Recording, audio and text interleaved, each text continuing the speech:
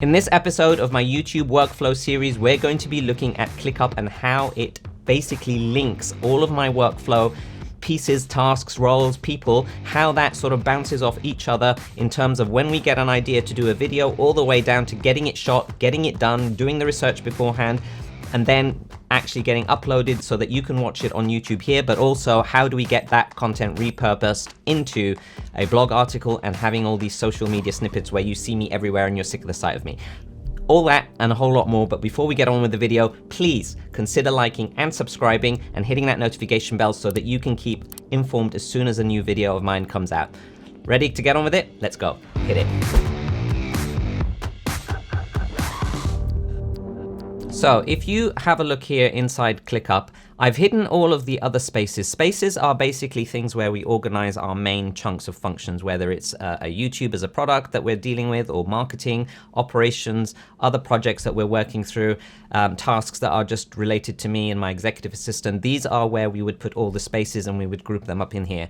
However, what I've done here is I've hidden all of them so that we can actually just focus on YouTube, as that is the one that we're focusing on today. So up here, you'll see that YouTube is one of the space, and that's how ClickUp refers to it. It's a space. Now, why ClickUp? Before we sort of get into the depths of why we chose ClickUp, we actually were using Monday.com before that, and in the past I've used Trello and I've used Asana and all sorts of different other project management tools. This one I found to be really, really easy to use.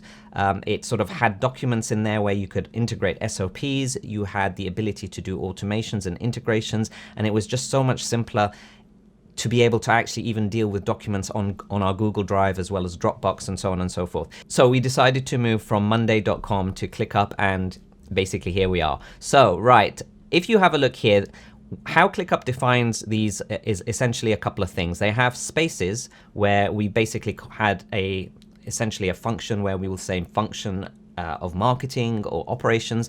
We've actually put the entire YouTube as a space because we feel that that is a product in and of itself, where later down the line it will have its own revenue stream, etc. So under the space, we've got folders and then lists. Here we've just started off with one folder, which is topics. Later on, where we actually start looking at potential sponsorships in terms of affiliate links, all of these kind of things that we will be looking at, these might turn into other folders that will work in tandem with the particular topic that we're working on. But for now, because we're still a baby channel, we've just said let's keep things simple and start off with just one folder, which is the topics. Under here, we've got lists. And within the lists, you'll see that there is an idea. So this is where all the ideas will come in, and I'll have a click in a second to show you what it is. Then after that, if they get accepted, it goes into a different list, and that will basically kick off the starting of that particular project for that particular video. If things get delayed or they put on hold because we have different priorities or something else comes up, we can push that into the delayed or on hold list. And then once they're completed, we just archive them and put them into a completed list here, just so that we can keep coming back and reviewing the assets and the materials and the folders.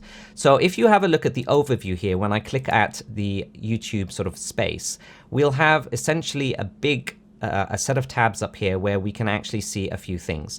The first tab, which is actually the last tab that we've got here, is our YouTube workflow. This is essentially an embed with Lucidchart, and I'll put the links down in the description below. Lucidchart is we use a few tools actually for collaborative working. We work entirely remotely between teams, actually across several countries. And in order for us to make things efficient, we have different tools for different collaborative purposes. I'm actually going to do a video on how we work as a virtual team coming up soon. So please consider subscribing if that sounds interesting to you. So whilst we use Miro for collaborative brainstorming, Lucidchart we actually use to actually develop our flow charts and our processes in the swim lane charts, which you saw in the last couple of episodes that we covered here on the YouTube workflow series. So here you can actually, it's essentially just an embed, and you can do this, and this is one of the beauties of ClickUp, is that you can actually grab other tools and other softwares, embed them as a tab here, and you can actually operate inside here within them, and you can actually scroll in, scroll out, zoom in, zoom out, and you can actually see all of these particular things. So as you can see here, we have a link directly to our YouTube workflow where we can literally just zoom in and basically say, right, this is what this does, this is what this does, this goes on to here, and so on and so forth. And that gives us an idea. So in case that anyone is kind of trying to think and say, right, what's the next step, we've got it down here where people don't need to go somewhere else and actually refer to it. Up here, we've got actually something that we've been playing around with, which is Airtable. And with Airtable, what we're doing is we're going to have all our social media calendar on there, where we can actually look at the different posts, what channels they're going to be going on, what they're actually doing in terms of whether it's an engagement, whether it's a quote. Every single episode that we have, actually, when we have a look at this, again, I'll link all of these tools in the software below.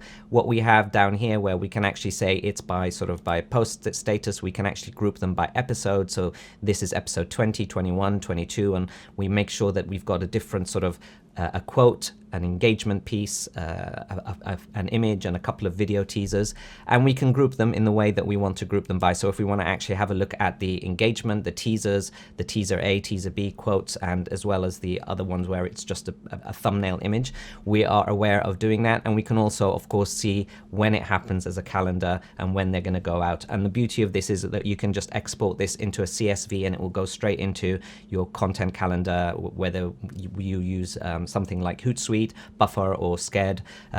We use Sked at the moment, but those are the kind of things that you can actually just export and put straight into there. So then that gives you the ability, and that's what I mean. So from here, you can actually see both in terms of the tabs, in terms of both the calendar that we're pushing out for social media, but also we can see the workflow and the processes, as well as any particular SOPs. As we work down, you'll begin to see. As an overview, we can have a look at the list in terms of what ideas we have, what is in pre-production, what is in production, what is in sort of pre-broadcast, where we have that checklist. Have a look at the last episode and you'll see exactly what stages I've been talking about in terms of the workflow, and you'll begin to see exactly where we're at in each stage. So you can have several different views in terms of that, where you can actually see them both as a Kanban or as a list, and we are able to very quickly have a quick overview when I just look at here and I say, right, we've got one in promotion which has gone out, which was the process overview. So I'm actually recording this at the time that the detailed process one is about to come out. So that's in pre-broadcast. It will probably be released. And then you will basically have ones which are in production, which is this one. And then we've got a whole backlog of both things that have gone through to pre-production, where they're being potentially researched, as well as just ideas that we've got that haven't actually gone to the research phase yet. So once you go down to these particular things, we've got lists. So under here, you've got a list where you've got ideas. And essentially what you can do is you can just type in any, if you've got a sort of an idea, you can just type in idea 1, and that becomes a new idea, and it goes down as a potential idea. And what happens here is we've got some automations that are already running as part of this idea. So when we actually refresh this screen, it will actually implement, it's already implemented it, but you just sometimes need to refresh it so that you can actually see that the idea now has been labeled as YouTube, and it's got one subtask. And if we click on the subtask, we'll be able to see that it's already implemented a template where we say this is in research mode. We need to start going down research mode, and we've got a basic template already with a script, research script, just basic document that you can open up and you can type whatever you want down here. But also you can actually basically say, right, what is actually, this is assigned to one of my interns at the moment, who's actually now going to become a part-time employee in the business because he's doing a phenomenal job, Faiz. And what he will be basically doing is he will be looking at the different, if you click on the subtask, you'll see these are the processes. And in the next episode, we're going to start looking at actually when we come up with a topic, how do we come up with topics ideas, and how do we validate that these are topics potentially that will rank and actually will be searchable. So he has a whole series of things to go through in terms of Google keyword trend searches, and he will basically walk through that until we understand whether or not that is something that we will want to accept or reject. Once we've accepted it, this will will then, if I reject it, we can just drag it over to the reject button. If we accept it, we can actually go through to the yes to do button. But before I go on to that, I can also show you that in our Miro board, for example, we've also linked to the detailed SOP for that. So not only now do we have the workflow, but we've also got a detailed SOP where actually we say, if you want to be able to make sure that this is according to the criteria, you go through and you do, and we'll cover this in the next episode, where we actually say, right, this is the criteria for us to actually approve a potential topic that we're actually going to film or not. So that gives you an idea in terms of how we are. Once I go through this, if I actually move this, let me just say idea one, I'm going to move this into yes to do. So I've basically said, right, that's going to be on the to-do list. What will happen again is, if you have a look, if I actually refresh the screen, we've got an automation up here where it actually, if I click on the list here, we will have an automation, and you'll see here that there are automations. So if you actually have a look at the automations that we've got, we'll basically say when the status changes, it applies a certain template and then it moves it to pre-production. If I click on this a little bit more, you'll actually see what I mean. So it will basically say if an idea, if I change the status from an idea to yes to do, what happens is it actually applies a new template, which is YouTube approved template. And that means that this topic has been approved. It will then change the content stage from an idea to pre-production, and then it will move it to the list accepted automatically. And this is one of the beauties of ClickUp, is that we don't sit there and have to actually do everything manually. It just gets automated. The things that we can actually have running automatically, they will just happen. So that's kind of what we wanted to do. So if you have a look at this, the next point you will see now is if we actually move into the accepted, you will see that the idea one has come up here as to do. And now if you see, we've actually got 14 subtasks because the research one wasn't done. There are actually 13 in the approved list. So if we click on here, you'll see that in addition to the research task, now we've got all of the other subtasks that are going to happen inside ClickUp to actually get to production and to actually get to being able to release and broadcast. We've now got different things. So the next task, if the research had actually been done and checked off, the next task would have been for me, and I would have been assigned basically filming the A-roll, taking the thumbnail stills, which is what I'm actually doing now, filming the A-roll, taking thumbnail stills and being able to upload afterwards to Dropbox so that my editor can actually see that. And you'll be able to see as well that we've got here, if we go back into the idea, once we've got that, the workflow that we discussed in Lucidchart in the last 2 episodes is all down here. So we will have the filming, the narrative edit, where we start getting the timestamps, who that goes to. That then goes to graphic design. It goes to the blog to be written. We have copywriting for the social media. Video, then we have the creative edit and the supporting material, which is the teasers for the social media that we cut. If you haven't watched the last couple of episodes, I think it's going to make a lot of sense to actually go back, watch these, and then come back here. And again, like in the same previous episode, I recommend that you put this and save this to your watch later list so that you can come back and refer to it and actually see how we go about doing it, so that you can implement it and adapt it for yourself in your own time. So then we go into the final edit, and we have then the blog upload, and then the scheduling of the social media, the pre-broadcast and the post-broadcast. And every single one of these actually will have different checklists in there, where, for example, if we look at the supporting material, we will click that and you will see that it was basically, its teaser A goes to Justina from Purple Square Video, and she knows that she will have to check these off. Different people have the review process, the sign-off process, and we will check them off based on that. And as we move on, we'll move on to the next task, and then you'll have the look at the edit, review, feedback, changes, and more and more I'm reducing my input in terms of being able to sign off. For example, here when we look at the upload for YouTube, we're looking at the optimizing the SEO, uploading the feature image. We want to make sure that we haven't missed anything out, and this is always part of that whole consistency and repeatability in your business. And this applies everywhere in your business. It's not just for YouTube, it's everywhere in your business. If you want to make sure that you're doing things consistent and you are able to measure how well you're doing them, then you can start optimizing and making sure that you're doing them always repeatedly in the same level. Now, if somebody else comes in and actually I have one of my team leave and go away and do something else, and they start their own business, which I hope they do because I'm all about that, or they actually then start, getting another job, so on and so forth. If they leave and I have to bring someone else in, we have already got this process out there. And that's where hiring becomes a lot easier, because if you pick the right people and you pick the right team that are actually working within your culture, the work culture, the environment, they're ambitious, they're passionate, they're skilled, then when they come in and they see these processes, it becomes so much easier and so much easier to train, but also so much easier for them to know what you're expecting and at what level and at what quality you're expecting these things to be. Otherwise, if you don't have these things, and I know this looks like it's a lot of work, it looks like it might be a lot of box ticking and a lot of checking. But if you don't do that, and that's why a lot of people, when they hire people, they end up saying, these people aren't doing what I want them to do. It's because you haven't told them. And this is the kind of detail that you need to be able to go into and say, this is how I want it. These are the steps. These are the things that we need to check.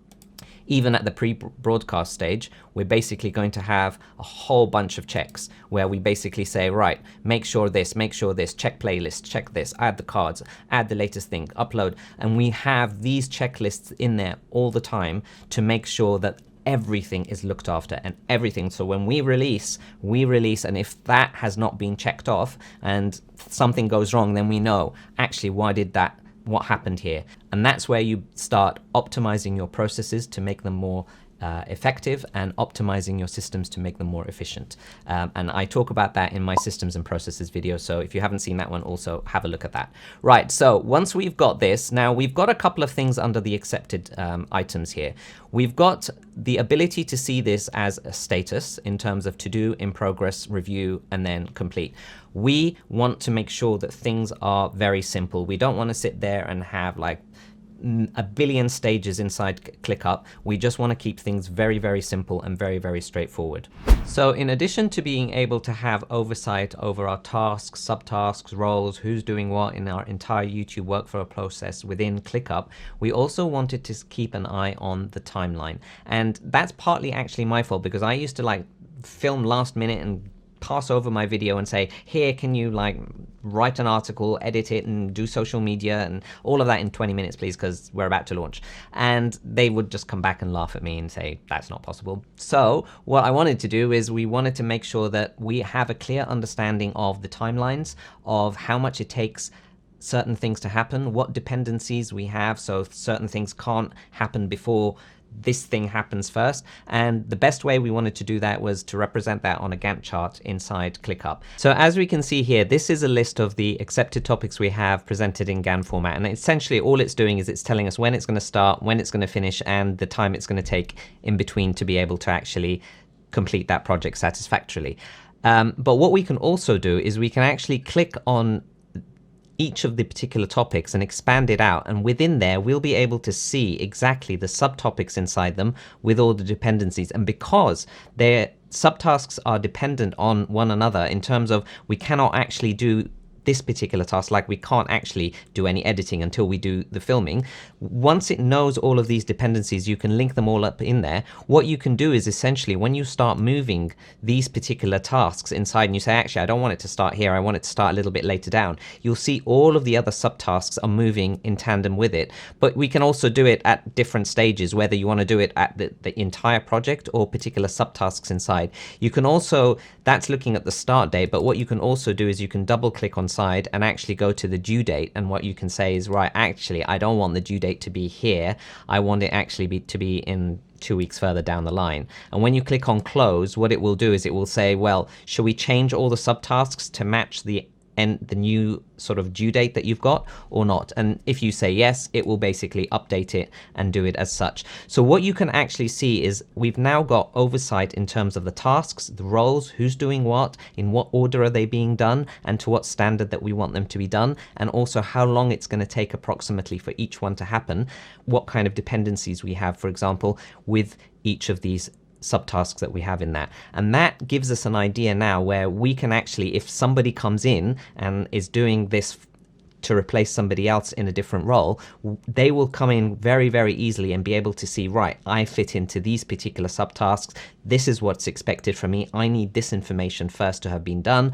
I need to pass on this information, or what I do, I need to pass it on to this person so that they can do their particular task. I think it's brilliant.